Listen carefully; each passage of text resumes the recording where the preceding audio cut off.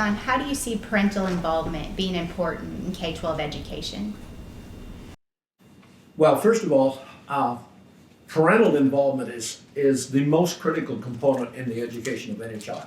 And so parental involvement in the education of the children from birth to whatever is critical, and we all know that. What's important is for schools to understand that, and the more parental involvement you can get, unless they become, hindrances, but most parents are in school, particularly elementary schools, to assist the teachers and their children in learning. And one of my most wonderful experiences in my travels was a time when I had an opportunity to go into a school in East Harlem. And a lady named Debbie Meyer was the principal of that school. And Debbie has written a book called A Miracle in East Harlem, and it is a miracle.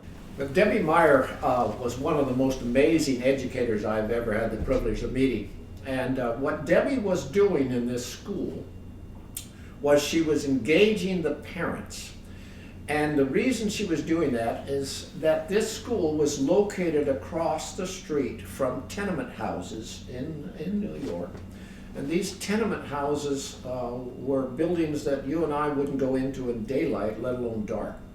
And they were filled with mostly African American women who had children and very few men. And these children were being raised in environments that were not conducive to their learning. And so Debbie was engaging these parents, and she was encouraging them to come into the building. And when I visited that building, it was the most amazing learning environment I've ever seen. The building was not only filled with children who were learning, but it was filled with adults.